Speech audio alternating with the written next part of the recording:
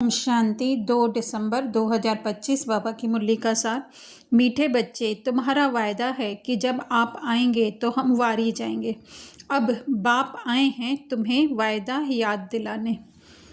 तो भक्ति मार्ग में हम सब स्वयं को देह समझ करके और परमात्मा को ढूंढते रहें। समझते थे देह और देह के प्रति की ही सब कर्म कांड करते थे और चाहना रखते थे कि हमें उस ओरिजिनलिटी के बारे में पता चल जाए, वो सत्य स्वरूप का पता चल जाए। जबकि असत्य से हम पूरे तो नहीं कह सकते हैं, शुरुआत में थोड़े थोड़े करके, एंड में तो पूरे आकर के इस असत्य देह में डूब गए। पूरा का पूरा स्वयं को देह ही मानने लगे, पर चाहती उस अपनी सत्यता की, असत्यता में रह करके सत्यता हम नहीं ढूंढ पाते थे, है ना। तो इसीलिए अब सत्य ज्ञान हमें मिला है। तो वही कह रहे हैं कि जब असत्य में डूबे थे तब कहते थे कि सत्य मिल जाएगा तो हम असत्य को छोड़ देंगे।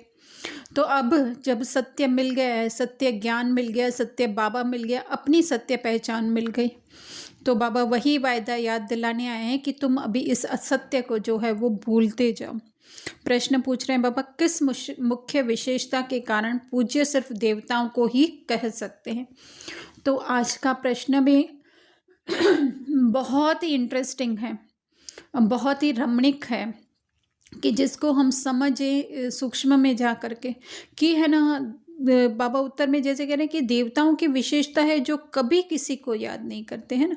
तो हमें ये ध्यान पता ही है कि हम याद कब किसको करते हैं, जब भी हम जो है वो देहिक स्मृति में होते हैं, या तो किसी से मोह होता है, या स्वयं को बहुत छोटा समझते हैं, या किसी से कुछ काम निकलवाना होता है, काम करवाना होता है, किसी का कुछ काम करना होता है, तो हम याद करते हैं। लेकिन देवताएं तो न कभी अपने को कम समझते हैं, और ना ही जो है उनको देहिक स्मृति रहती है, तो मोह का तो सवाल ही उनके अंदर नहीं उठ सकता है। और दूसरा कि उनको वो इतने निश्चिंत होते हैं सत्यता में कि उन्हें पता है कि जब जो कार्य होना है वो होगा, तो याद करने का अर्थ ही नहीं है। याद तो अभी हम करते हैं क्योंकि हम इतने ज़्यादा, हम कहें कि विकल्पों में फंसे हुए हैं, असत्यता में फंसे हुए हैं, तो हमें लगता है हमें ये करना है, हम कर्तापन का भाव रखते हैं, इसीलिए हमको याद करना पड़ता है। या फिर जो है कोई अपना लगता है कि ये मेरा अपना है, ये पराया है, किसी से ईर्ष्या, घृणा, नफरत भी होती है तो भी वो हमको याद आता है। तो बाबा कह रहे हैं कि न देवताएं जो है न बाप को याद करते हैं, न किसी के चित्रों को याद करते हैं ना। तो बाबा अर्थात वो हाईएस्ट ऑथोरिटी, और चित्र अर्थात एक चित्र तो जो स्थूल हम कहे जाएं कि मूर्तियां वगैरह, और दूसरा जो है किसी का देह, वो भी तो चित्र है। तो इसलिए उन्हें पूज्य कहेंगे, है ना, जिसके अंदर कोई भी विकल्प न हो, जिसके अंदर कोई भी हम कहें कि अनिश्चितता न हो, या कुछ पाने की इच्छा न हो, कामना न हो, न कुछ मिल जाए इसका उन्हें कोई एक संकल्प भी हो, तो उन्हें कहा जाएगा वो पूज्य। तो बाबा कहते हैं वहाँ सुख ही सुख रहता है, मतलब वो हमारी स्क्रिप्ट ही है, वहाँ पे जो है वो अच्छा अच्छा रोल प्ले करने की है, उस रोल में सब कुछ अच्छा अच्छा हमें मिल रहा है। तो बाबा कहते हैं किसी को याद करने की वहाँ पे दरकार नहीं। अभी तुम एक बाप की याद से ऐसे पूज्य, मतलब उस स्थिति पे हम पहुंच रहे हैं, वो स्थिति जहाँ न कोई कामना है, न कोई चाहना है, कि हम अभी ही हम देख सकते हैं कि हमारे अंदर से जितनी जितनी आत्मिक स्थिति बढ़ती जा रही है, उतनी उतनी जो है वो लोगों की, हमें संकल्प कम चल रहे हैं, या लोगों की याद कम आ रही है, हम अपनी ही सत्यता में स्थित हो रहे हैं। वो संपन्नता, वो भरपूरता, वो सब कुछ हमारे अंदर आ रही है कि नहीं, बाहर से हमें कुछ भी न चाहिए, ना किसी में इतना मोह रह रहा है। मोह तो एकदम से तो नहीं निकल गया है, हम अपने अनुभव से कहते हैं, लेकिन फिर भी ये है कि 60-70-80% तक तो निकल गया है। हाँ, कहीं ना कहीं अपने देह से जो है वो ज़रूर रह गया है, लेकिन जो इतने करीबी बच्चे रिश्ते में हैं, भाई रिश्ते में हैं, माँ रिश्ते में हैं, तो उनसे जो है बहुत ज़्यादा मोह नष्ट हो गया जब से ये सूक्ष्म ज्ञान हमें मिला है। और ना नफ़रत घृणा की तो बात ही नहीं रहेगी कि कोई गलत है ना? क्योंकि हमारे संकल्प भी, याद भी हम तब करते हैं जब हम किसी को गलत समझते हैं, या किसी को जैसे कहा कि बहुत ऊंच समझते हैं, तो हमें लगता है कि हमें इन जैसा बनना है। लेकिन ड्रामा का इतना सूक्ष्म रहस्य जब से हमको मिल गया है कि हर एक जो है वो ड्रामा के अंदर एक्टर पार्टधारी है, बाकी तो ओरिजिनल आत्माएं सब एक समान है। तो क्या किसी को देख करके अचीवमेंट की हमें ये मिले। तो बाबा कह रहे हैं वही कि कोई भी याद नहीं रहेगी तब पूज्य पावन। जब अभी इतना चेंजेस हमारे अंदर है तो सतयुग में क्या हमारे अंदर नहीं होगा। तो इसलिए बाबा कहते हैं वहाँ पे जो है वो याद करने की जो है वो दरकार नहीं रहती है। क्योंकि ना याद तो मतलब कोई भी चीज़ का संकल्प, वैसे तो याद इस तरह से है, संकल्प भी तब चलते हैं जब हमारे पास कोई कमी है या फिर हम किसी से ज़्यादा अच्छे हैं। जब ये सब कुछ है ही नहीं तो किस तरह की याद, है ना। फिर धारणा में बाबा कह रहे हैं कि स्वयं को श्रेष्ठ बनाने के लिए बाप की जो श्रीमत मिलती है उस पर चलना है, देवी गुण धारण करने हैं। श्रेष्ठ बनाने के लिए अर्थात हमारी स्थिति को श्रेष्ठ बनाने के लिए बाबा हमें ये ज्ञान दे रहे हैं कि तुम वो सत्य स्वरूप आत्मा हो जो सदैव संपन्न भरपूर हो। तो अपने को उन्हें देह के संबंधों से जो है वो न्यारी या ना डिटैच ऑब्जर्वर जो है वो समझने का प्रैक्टिस करो। समझने क्या क्या एक्चुअली तो है ही, तो उस सत्यता में स्थित रहो।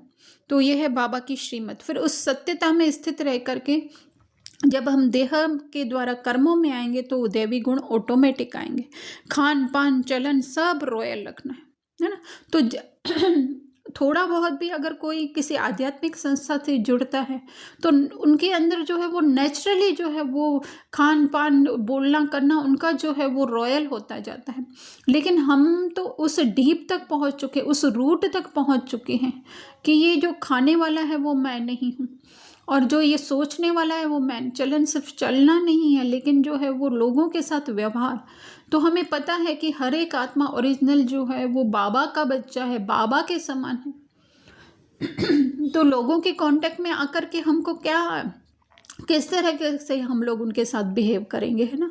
अगर अच्छे से ज्ञान समझ में आ गया है और वो स्वरूप में आ गया है तो फिर हर एक के प्रति हमारी क्या हो जाएगी, दृष्टि वृत्ति सब कैसी शुद्ध शुभ हो जाएगी। तो वो है चलन। खान पान तो फिर बहुत ही वो स्थूल है, एक स्थूल खान पान भी है, और दूसरा जो है बुद्धि का खान पान है कि हम अच्छे विचार लें। फिर दूसरा एक दो को याद नहीं करना है लेकिन रिगार्ड ज़रूर देना है ना। बाबा कह रहे हैं कि मतलब ऐसे नहीं कि उसके पीछे हम रोते रहें या सिर्फ उसी का गुणगान भक्ति की तरह करते रहें, है ना। भक्ति में जैसे ओम जय लक्ष्मी रमणा, आप ऐसे हो, आप सर्वगुण संपन्न, हम ना छोटे कम पापी, ऐसे नहीं। हर एक, जैसे पहले भी कहा कि ड्रामा में हर एक का पार्ट है ना। हाँ, लेकिन उसको देख करके उसकी शिक्षाओं पर हम चल करके, हो सकता है कोई बात हमें सूक्ष्म में समझ में नहीं आती हो लेकिन स्थूल में जब हम किसी का उदाहरण देखते हैं तो हमें उसको फॉलोअप करना इजी हो जाता है। तो इसी तरह से हमसे जो सीनियर हैं, चाहे वो ज्ञान में कई वर्षों से हैं या फिर जो है वो ज्ञान उनमें कई वर्षों से, कई समय से है ना। क्योंकि बाबा ने इस बार भी कहा कि इस बार जब बाबा मिलन हुआ तो बाबा ने कहा कि ज़रूरी नहीं है कि है ना आगे वाले ही, पहले आने वाले ही जो जा सकते हैं आगे, लेकिन समय का किसी के ऊपर नहीं है, कोई पीछे आने वाला भी जो है वो गैलअप कर सकता है। तो इसी तरह से जो ज्ञान में ऊंच है उनका भी जो है हमें रिकॉर्ड जरूर रखने का है। चाहे हम 20 साल से हो, वो 5 साल से हो, तो भी हमें 20 साल वालों को भी उसका रिगार्ड जरूर रखना है। पुरुषार्थ नहीं, पावन बनने का पुरुषार्थ करना और कराना है, अर्थात अपने ऊपर से सारी पहचाने हमें हटाने का पुरुषार्थ है ना। देह के जितने भी हैं वो हटाते जाओ। हम तो अपना अनुभव सुनाते हैं कि बाबा अभी जो 2-3 दिन से यही प्रैक्टिस करवा रहे हैं। एक साइलेंस का तो था ही, हमें प्रैक्टिस बाबा करवा रहे थे काफ़ी समय से, लेकिन अब ऐसी बाबा ने प्रैक्टिस करवाई है कि डेड साइलेंस की एकदम, कि जिसमें कोई हमें आवाज़ भी सुनाई न दे, जिसमें ना कुछ फीलिंग तो फिर भी आ रही है लेकिन जो स्थूल थोड़ा सा आवाज़ है कि उससे भी परे जो है मैं दूर जा चुकी हूँ, दूर कहीं और डिस्टेंस के हिसाब से नहीं, स्थिति के हिसाब से बाबा ऐसी प्रैक्टिस करवा रहे हैं कि जैसे ही आंखें बंद करते हैं तो आसपास का शोर भी जैसे है, वो स्थिति का हम वर्णन नहीं कर सकते, लेकिन वो ऐसी स्थिति का बाबा जो है वो अभ्यास हमें करवा रहे हैं कि जैसे कोई मर जाता है तो सन्नाटा कैसे छा जाता है, उसको कुछ याद नहीं होता है। तो इस तरह से 2 दिन से बाबा प्रैक्टिस करवा रहे हैं, लेकिन बहुत ही सुंदर करवा रहे हैं। उससे जो है ज़रूर हमें लगता है कि हमारे जीवन में बहुत बड़ी परीक्षा आने वाली है, क्योंकि बाबा जब भी कोई नई प्रैक्टिस करवाते हैं तो हमारे जीवन में जो है बहुत बड़ा विघ्न, हमारे अर्थात कि इस रोल के जीवन में विघ्न या परीक्षा आने वाली होती है। जो भी है, थैंक्स बाबा। वरदान बाबा दे रहे हैं, नीरस वातावरण में खुशी की झलक का अनुभव कराने वाले एवर हैप्पी भव। तो आज नीरस वातावरण हम देख रहे हैं कि हर जगह है, क्योंकि थोड़ी सी खुशी के साथ जो है बहुत सारा जो है वो अनसर्टेनिटी आ जाती है। तो इसके लिए बाबा कह रहे हैं कि एवर हैप्पी अर्थात सदा खुश रहने का वरदान है ना। तो वरदान अर्थात स्मृति कि हम हैं ही बाबा के बच्चे, हम हैं ही संपन्न, तो ये है वरदान। तो वो वरदान हमें मिला हुआ है सदा खुश रहने का। तो बाबा कह रहे हैं नीरस वातावरण में, अप्राप्ति का अनुभव कराने वाले वातावरण में खुश रहेंगे, सदा खुश रहेंगे, दुख की लहर में भी खुश रहेंगे हम। कि बाहर जो है इस रोल के साथ, इस सिचुएशन में जो है बहुत सारे ऊपर नीचे हो रहे हैं। कभी जो है वो डॉक्टर्स के पास जाना पड़ता है, कभी ऐसे काम से जो है वो आउट ऑफ स्टेशन जाना पड़ रहा है। काफ़ी संबंधियों का ऐसा देख रहे हैं जो बहुत ही नज़दीक है और वो जो है वो बहुत कष्ट पीड़ाओं में है। तो ये सब क्या है, नीरस वातावरण है। देख करके ऐसा होता है कि हमारा क्या होगा, है ना कहीं वो देह का बानत। लेकिन उसमें भी क्या रहना है, एवर हैप्पी। एवर हैप्पी अर्थात अपने उस सत्यता की स्मृति में रहना है। तो बाबा कह रहे हैं कि जैसे सूर्य अंधकार को परिवर्तन कर देता है ना। तो एक सूर्य की एक किरण, तो इसी तरह से हमारे अंदर भी एक संकल्प की किरण कि मैं आत्मा तो सदैव संपन्न हूँ, संपूर्ण हूँ, सदैव जो है निरोगी हूँ, मालामाल हूँ, सर्व शक्तियों गुणों से भरपूर हूँ, सारे संबंध जो हम कहते हैं कि वो जो है मेरे जीवन में हैं, तो और उन संबंधों से सुख है। तो ये एक संकल्प जो है वो अंधकार में जो है वो रोशनी पैदा कर देता है, अशांति में शांति ला देता है, नीरस वातावरण में खुशी की झलक ला जाता है। तो बाबा कह रहे हैं वर्तमान समय इसी सेवा की आवश्यकता है ना। तो हर एक को हम उस दृष्टि से देखें कि तुम हो ही सदैव संपन्न, तुम सो ही, ये जो दिखाई दे रहा है वो तो जस्ट जो है वो रोल प्ले करने के लिए थोड़े समय के लिए जो है तुम्हें मिला है ना। बाकी तो हर एक जो है वो संपन्न है। स्लोगन अशरीरी हुआ है जिसे शरीर की कोई भी आकर्षण अपनी तरफ आकर्षित न करे, है ना। तो ये देखो बाबा ने मेरे हिसाब से ही स्लोगन दिया है, आप सबका भी यह अनुभव होगा। तो ज़रूरी नहीं है कि शरीर का कोई अच्छी चीज़ हमें आकर्षित करे, है ना। लेकिन कुछ ऐसा शरीर के अंदर अगर पीड़ा भी होती है, तो जैसे दादियों का अनुभव रहा कि वो डॉक्टर्स भी जो है वो अचंभे में पड़ जाते थे कि इतनी बड़ी बड़ी इंजेक्शन लग रही है लेकिन उनको कुछ दर्द का एहसास उनके चेहरे पे नहीं दिखाई दे रहा।